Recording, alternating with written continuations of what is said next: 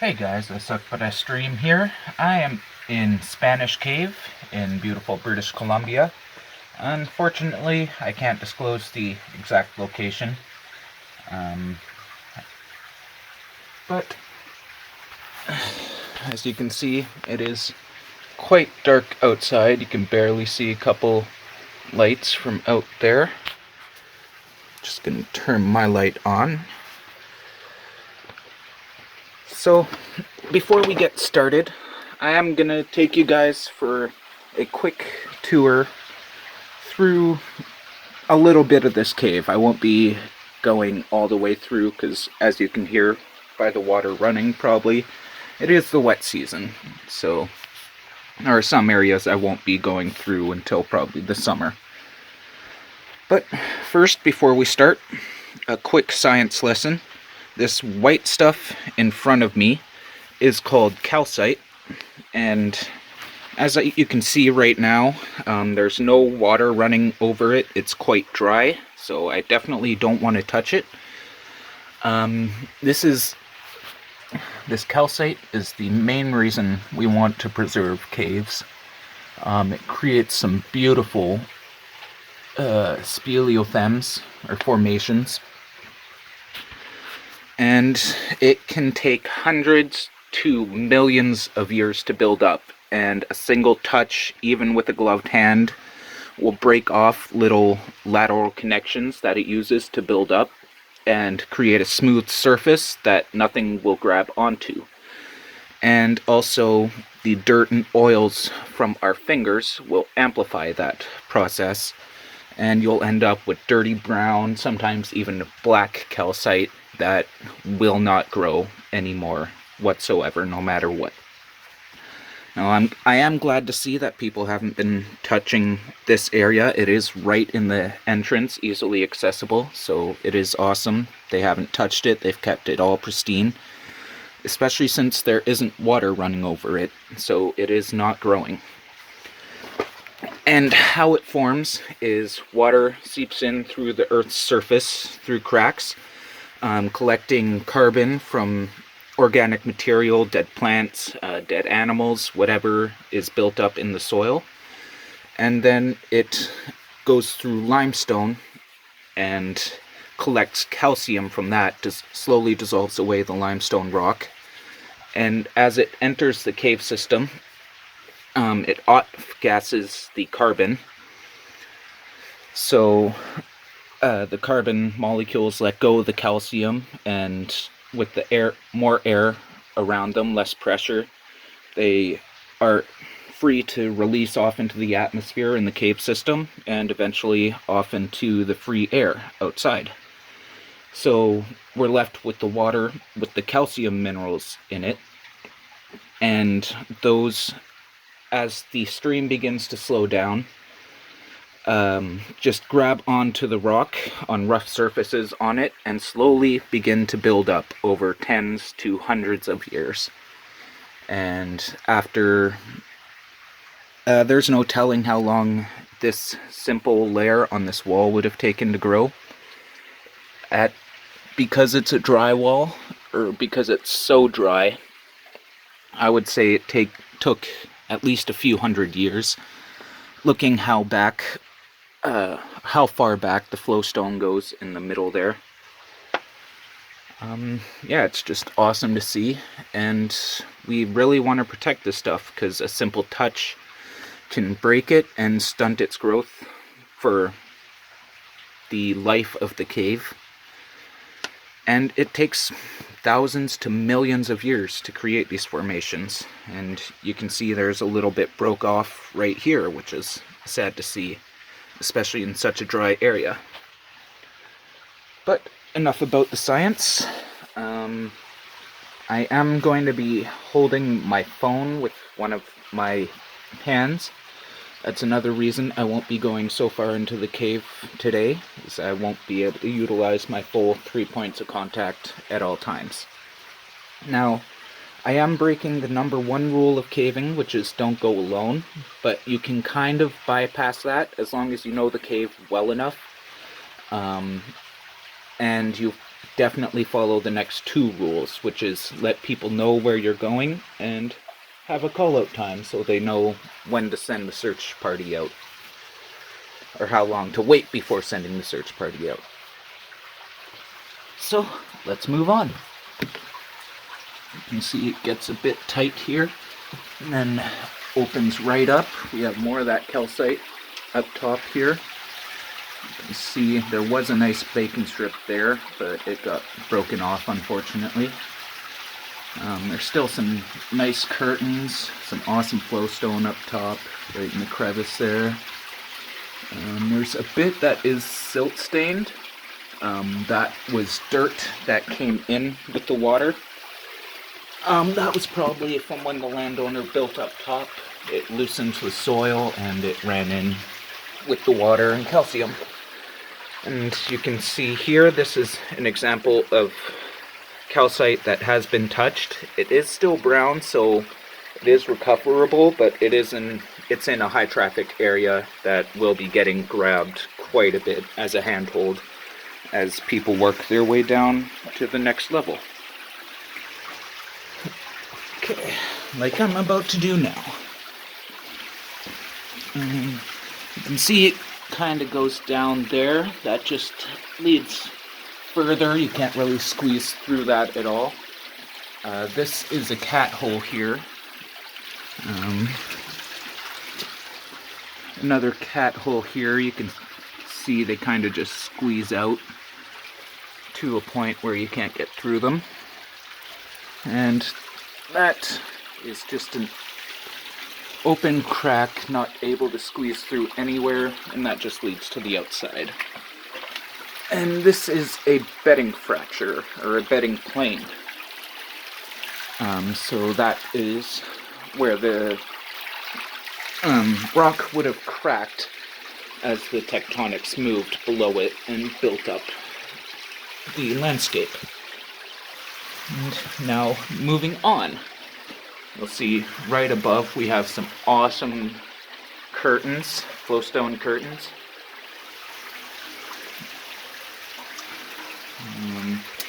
I see I'm going to be running out of time, so I'll just get a move on. I didn't have enough time to delete enough stuff off my phone before I left Wi-Fi. So some awesome flowstone curtains here. You can see again more damage up top. Really sucks to see. These were soda straws here. They unfortunately got broken off by people passing underneath. They probably didn't notice it, it just hit their head. But you can see a tiny little piece growing out of this one. And you can see it's going all crazy directions. That's called a Calcite, going against gravity just as the water flows down it. So we are getting new formations out of the dam. And we're back in part 2. Sorry, I had more storage that I didn't know about. So we'll keep on continuing down the cave. So when I left, or before the break, I was talking about the Calcite here, which is new growth out of a broken formation. You can see another tiny one up here, but unfortunately this area is fairly dry, so it is going to take quite a while to grow back or grow into something new. But you can see some pristine white moon's milk right there, which is another awesome thing. And there is a little bit of new growth on this damaged calcite as well, which is nice to see. And down here towards the ground level too, you can kind of see the levels where the water goes up to. Up ahead here, the lower valley would be what the water gets up to at the highest at this point. And then the upper larger part will probably be a previous, or the last glaciation. So when all of British Columbia basically was a giant block of ice, was just a giant glacier. And this is all just speculation. I could be entirely wrong. But I have worked a couple summers at caves as a guide. So I do know a little bit about what I'm talking about and the science. And you can see down here, we have a little accidental. Just a beetle that worked his way down here accidentally. Got washed in the stream or something. Just found his way up to a high point above the water.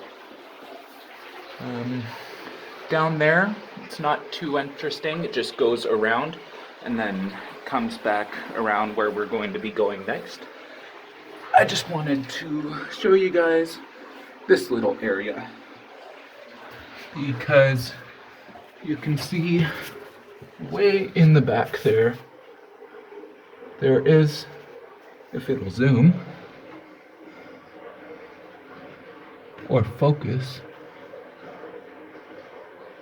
well, there's some dog teeth or shark tooth spars, and in the back you can't really see them because of the light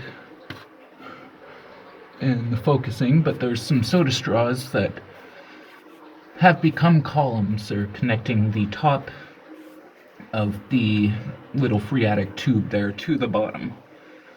So they are completely supported on both sides, and I'm guessing there's probably not going to be any water flowing through there anymore. There's also a tiny starfish fossil right there, that little black spot in the middle. I just noticed that for the first time. That's pretty cool. And then down here we have some more soda straws that were broken off, unfortunately. But some awesome flowstone. And then this broken piece, I'm not completely sure if that would have been human done or done by the water flow as it got so rough in this area. But it really shows you how the calcite is built up in layers, which is awesome to see, but not awesome to see, but unfortunate to see that it's broken. And then we also have a couple crickets up here. See if I can get one. There's one.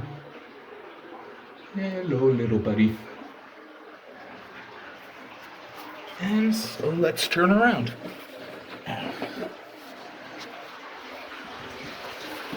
Now you can see the water is running right now. It is an active cave. So it will be growing. There will be more calcite formations forming. It will be repairing some damage. Unfortunately, not all of it, as you've seen. Like people writing on this wall, you can tell it's been going on for decades, as long as people have been going through this cave. 1952, wow. Like I said, decades. It's over here as well, 2008, 17. So yeah, people have been exploring this cave for a long time. You can see a nice bacon strip forming, or that was forming right here. Again, that's a little dry area. Looks like the calcite plugged up the crack that the water was coming down. But there does appear to be some new growth at the sides of it. So we will be following the stream down there shortly. But for right now, we're going to turn around and go the other direction. Now, I haven't gone up that way. I'm not completely sure where it leads, but it gets pretty tight, so I'm going to want to have a buddy with me before I go up that way. And some more nice broken formations, some stalactites that were broken off, some nice flowstone going down the side again, and just curtains all along the sides and top. And we have a very thin layer here. Probably as it gets more and more into the wet season, it will... Sorry, I believe I might see a fossil here, but not sure what it is. I was just trying to clean it off a little bit. But yeah, hopefully as it gets more and more into the wet season, this area will begin to get a flow again and will grow a little more. That would be nice to see. So you can see there are some fairly tight spaces. This one is about 4 feet tall at the maximum and 2.5 feet wide at the minimum. So a bit of squeezing involved, but that's no problem. Here we have some more of that pristine white. This is called moon's milk. It's another type of calcite formation, and it is a little bit softer. They actually used to, in ancient times, like medieval Europe, scrape this off of cave walls. It was the original cure for heartburn. It's basically the same makeup as Tums without the flavorings. It's just calcium, sometimes, or most of the time, calcium carbonate. Not exactly sure what makes it softer. You'd have to ask a speleologist about that. Just a different makeup, or how slowly it was deposited onto the rock, or something like that.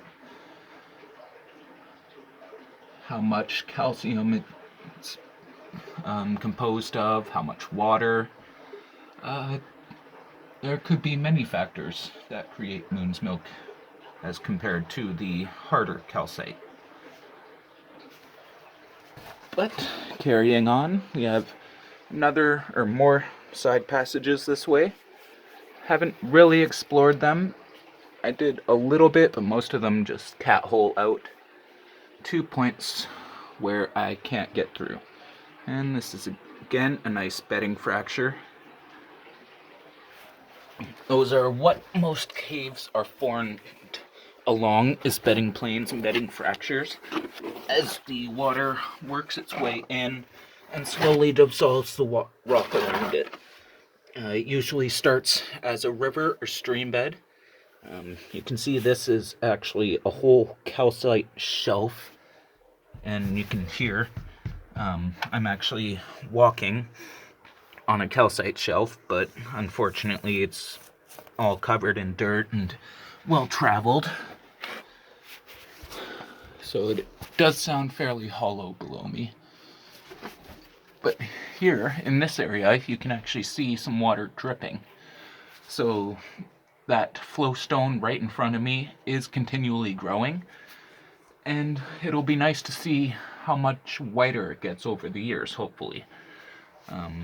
Hopefully we'll have people respecting the speleothems, or formations, more.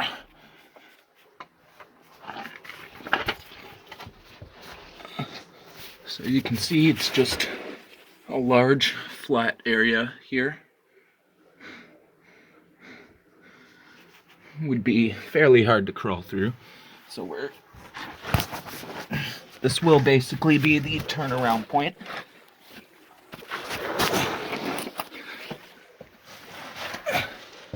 Just giving you guys a glimpse from this side. You can see we have the nice wet calcite that is growing.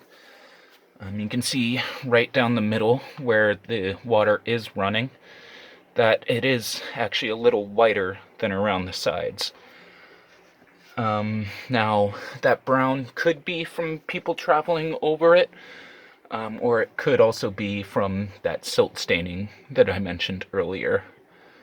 But judging by the amount of broken soda straws and stalactites above it, I'm going to guess it was people traveling. And there's some nice flowstone curtains in a little passage up there as well. And a lot of nice moon's milk right over my head. Now, these two passages just continue on. I believe that's where I'm going to be, or that connects to where I'm going to be going to next. There is a slight drop there, and it is fairly tight. There is actually a water pool there too, so it might be a sump. I will wait for the dry season and until I have a buddy with me until I go down there.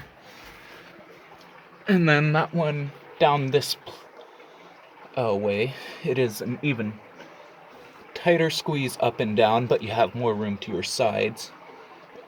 But you can hear more water flow coming from that side. So unless it definitely connects to where I'm going to next, I will be waiting again until the dry season, and I have a friend with me to check out that passage. So we will be going back through at this point, and then I'll have one more area to show you guys. And sorry for any bad camera shots. I am holding my phone with my hand again. So that's another reason I'm not showing you guys this cave completely today. Once I have the use of all my hands, either I get a chest or helmet mounted GoPro, I will do a more extended tour for you guys. Unfortunately, I'm not able to at this moment. And you can see a tiny little hole here. You can't really see them, but there's actually some spider web built up in there. See if I can zoom in to see it. Kind of, you can see the specks floating in it. That would have just been another one of those accidentals that worked its way down here. Found it couldn't get out, so just decided to build a web. And unfortunately, who knows what happened to it after that. So just slowly making my way through here.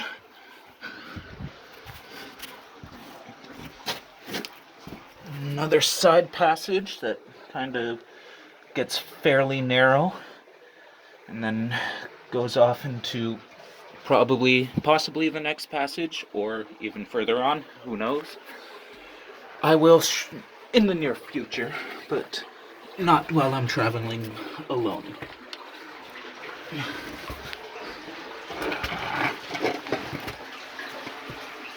And you can actually see some calcite beginning to build up on the mud down here. Or that might actually be mycelium, or fungus. It is hard to say at this point. It could be either.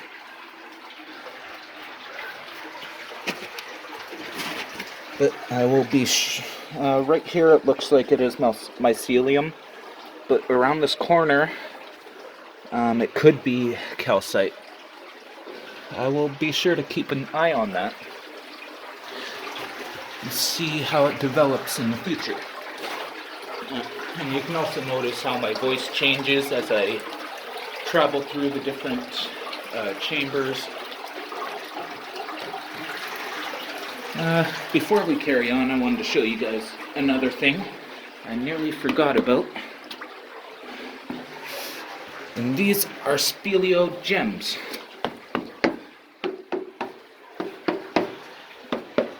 And these are all just rocks. They all have different tones. And speleo gem basically translate to underground rock or rock formation. And speleothems are literally translated to underground things. And they are usually calcite formations.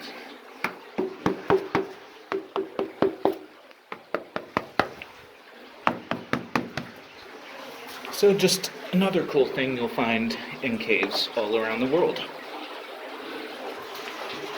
And there are many types of caves as well. This is a limestone cave, chemically dissolved by water, naturally formed. And that is where that passage around the other side there comes out. It's just a tight little hole that you have to crawl through. I went through there my first time in this cave, but we're going to be following the stream down just a little bit.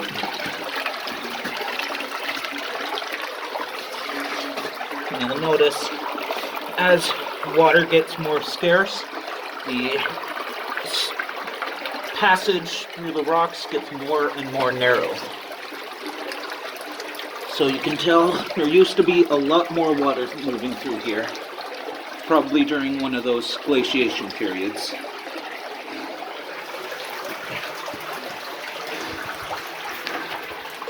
So that just kind of peters out. There is a turn off to the side, but I'd want a buddy with me before I attempt that. It does carry on more. These are those passages that I believe connect to where I was before. And that just splits up and forks off up there. So there's not really many formations down here.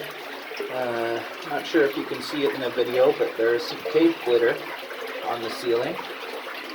That's just condensation or water. And unfortunately, you can see some more broken calcite down here. But this is my turnaround point. Just wanted to show you guys kind of the tubes and layers that this subsystem was built up on, and where I believe those other passages that we looked at link up. So I hope you guys enjoyed. Hope possibly sparked an interesting caving for you guys. It is an awesome world down here.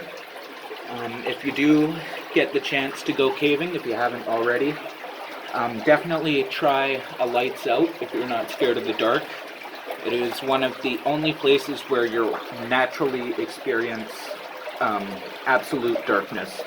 So complete lack of sunlight, the only light available will be what you bring with you. So I've got multiple headlamps with me, I've got my phone light, I'm set. Even if I get trapped in here for at least a couple days, I'll be able to see. The headlamp I have on, I can turn down to a low setting and it'll run for 100 hours plus. I've been using it on the high setting so you guys can actually see. It has one more after that, the turbo. You can see a little bit better.